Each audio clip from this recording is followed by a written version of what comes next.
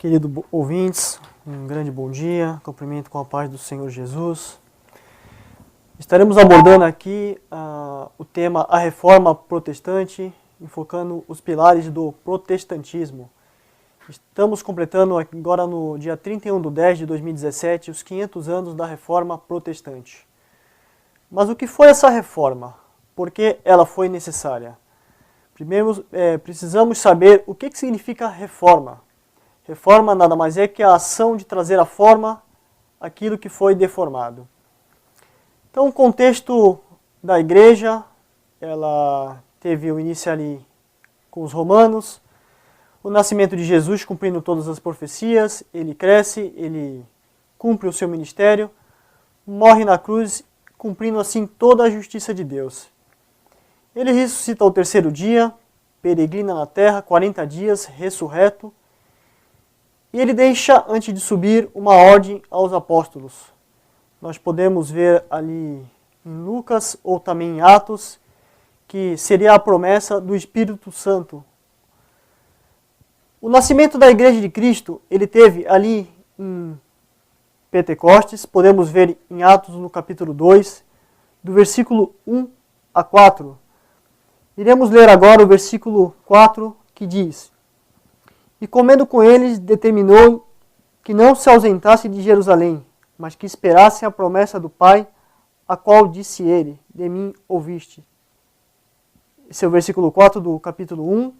No capítulo 2 está escrito assim: Ao cumprir-se o dia de Pentecoste, estavam todos reunidos no mesmo lugar. Versículo 2. De repente veio do céu um som como de um vento impetuoso, e encheu toda a casa onde estavam assentados. E apareceram distribuídas entre eles línguas como de fogo, e pousou uma sobre cada um deles. Todos ficaram cheios do Espírito Santo, e passaram a falar em outras línguas, segundo o Espírito lhes concedia que falasse. Temos aqui a promessa cumprida nos apóstolos, o Espírito Santo. Aqui o início da igreja, logo mais à frente teremos o sermão de Pedro, onde 3.000 almas se convertem. Um pouquinho mais à frente, esse número aumenta para 5.000.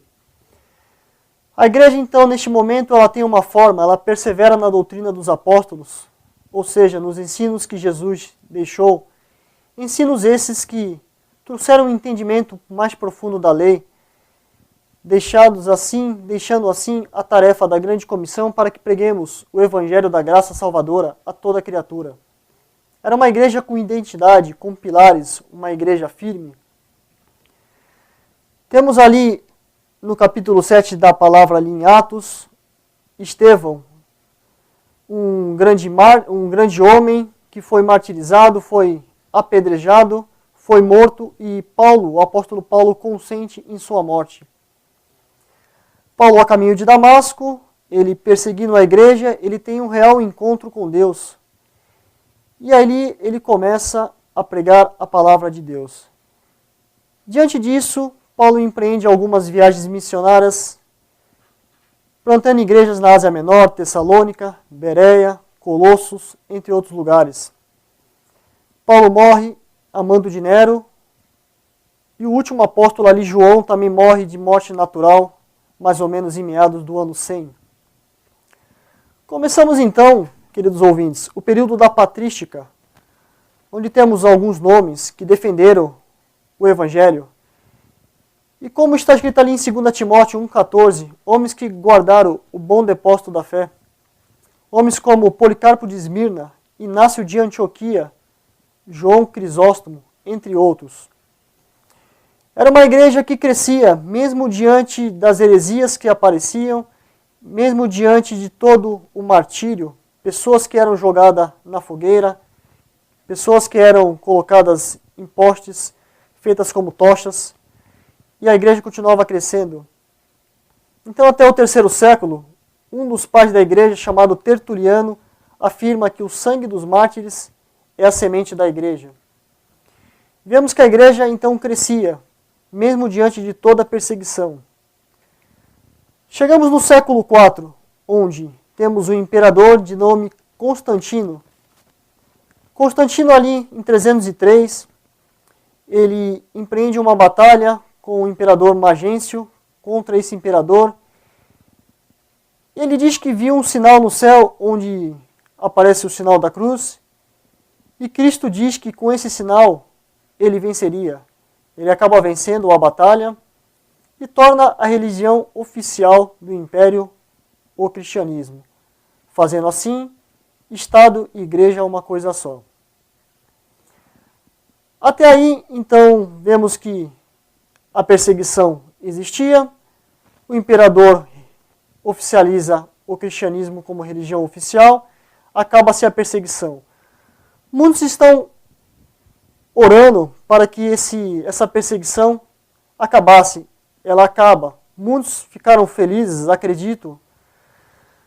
Mas essa perseguição que se acaba nessa época, ela traz algumas heresias para dentro da igreja.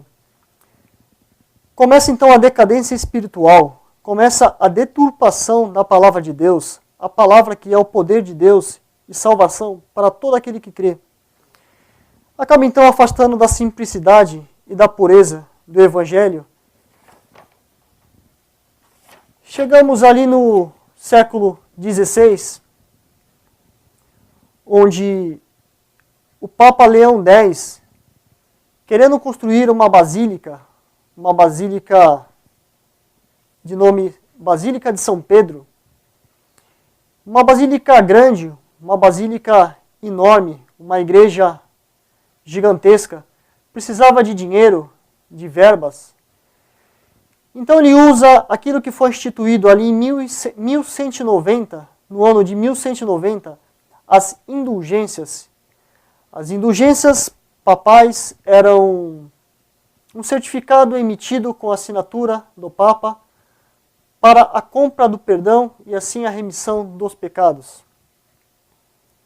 Ele comissiona um monge dominicano, um monge de nome Tetzel, e esse monge leva esses certificados e começa a vendê-los.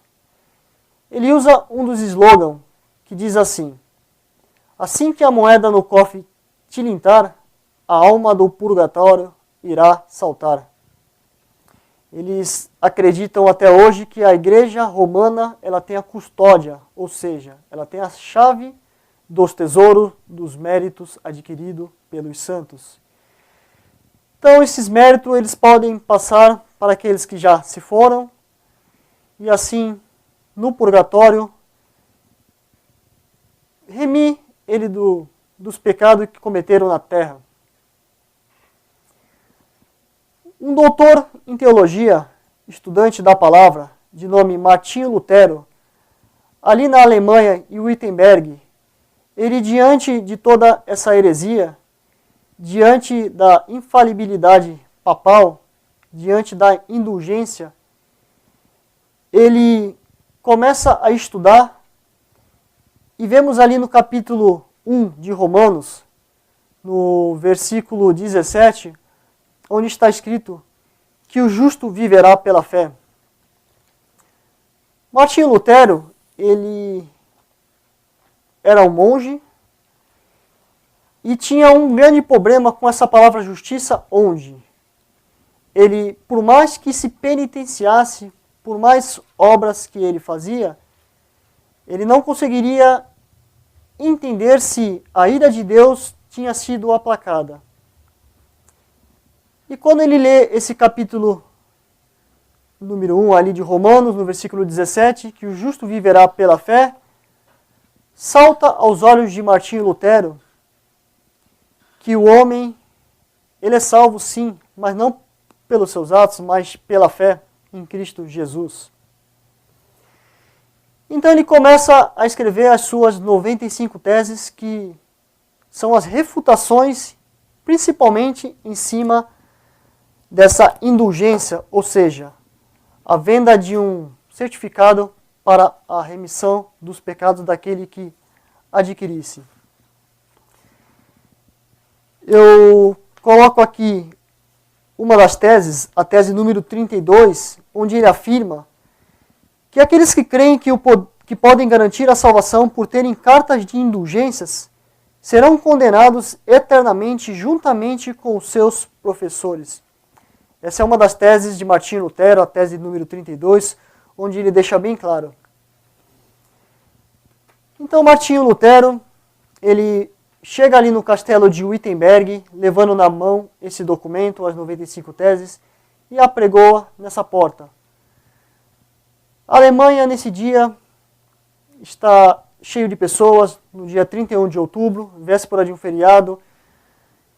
E essas 95 teses é lida por muitos e começa a se espalhar, tomando toda a Europa.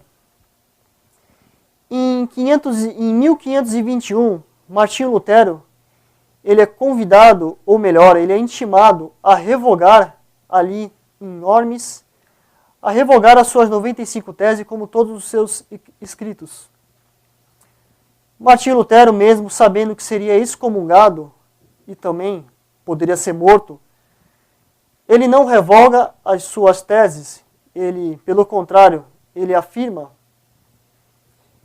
Então entramos aqui no que a pregação, aqui no que a palavra, no que o estudo quer trazer para os ouvintes.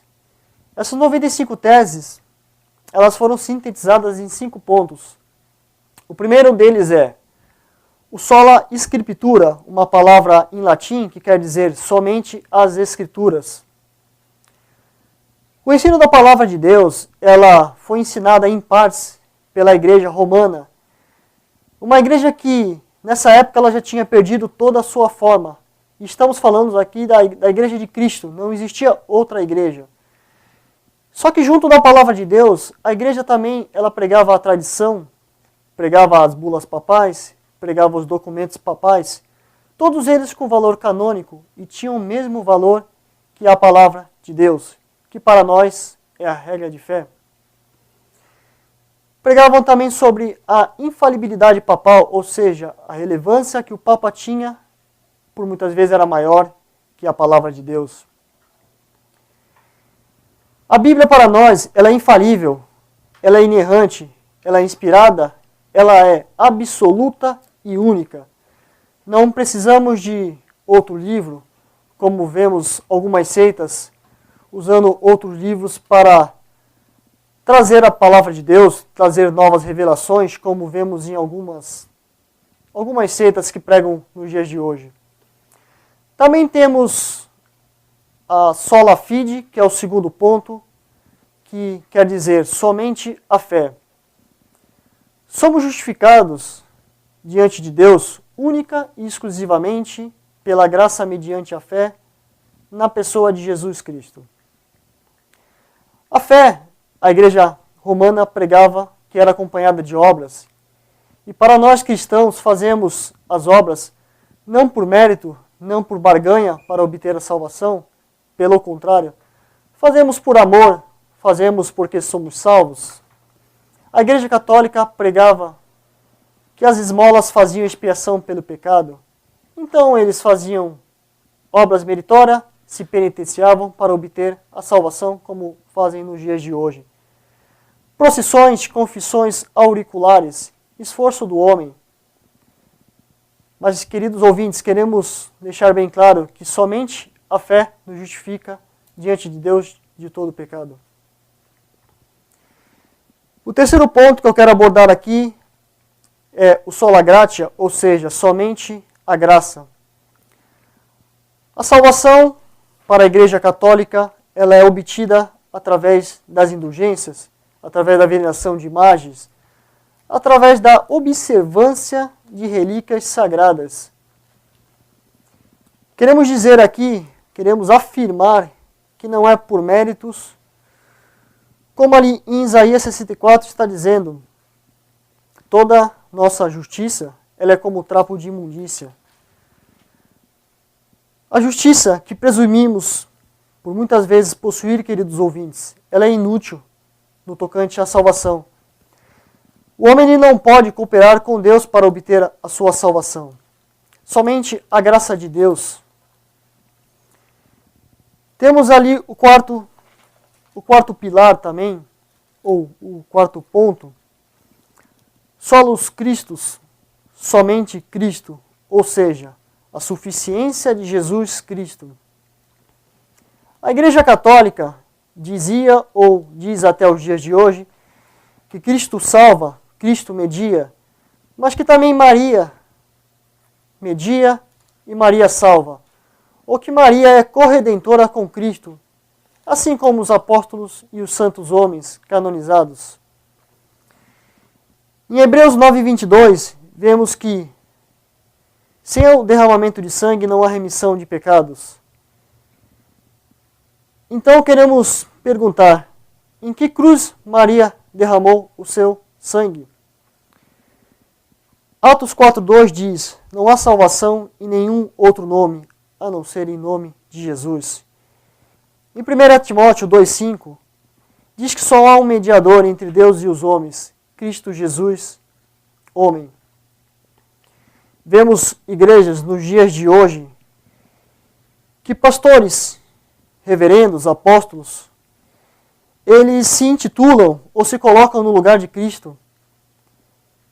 Queremos dizer que somente Cristo, somente a pessoa bendita de nosso Senhor Jesus Cristo, não pastores, não homens, eles não podem nos trazer a salvação. Também chegamos ali no quinto ponto, ou seja, o último ponto que foi sintetizado as 95 teses de Martinho Lutero. Glória somente a Deus, e em latim, soli Deo gloria. A glória para a Igreja Católica, ela repousava ou repousa sobre o Papa, o substituto para eles de Pedro, sobre a Igreja Católica. Queremos dizer que os reformadores trouxeram, e para nós também isso é correto, que os papas eles não merecem glória, nós homens também não merecemos glória. A glória somente é de Deus, porque dele, por ele e para ele são todas as coisas. A Deus é devida toda a glória. E vemos diante disso, não só na igreja ali da Idade Média, mas nos dias de hoje vemos igrejas totalmente antropocêntricas, ou seja, a igreja que coloca toda a glória em cima do homem, coloca toda a glória em cima de pastores, de ovelhas, louvores que são direcionados para o homem. E Deus não divide a sua glória com ninguém, a glória somente é de Deus. Queridos ouvintes, da maior partícula à menor, a mais invisível, tudo obedece os desígnios do Senhor, os desígnios de Deus. Então, diante desses 5 pilares, vemos que reformadores foram se levantando, pois a palavra de Deus diz que as portas do inferno não prevaleceriam contra a igreja. E diante de todas as heresias que ali se levantaram, poderíamos até pensar que a igreja iria acabar, mas não. Deus levanta os reformadores e ali se cria a reforma protestante. E diante dessa reforma, hoje temos os reformadores, ou seja, os protestantes, que somos nós. Essa é a mensagem que eu deixo. Eu agradeço pela oportunidade. Amém.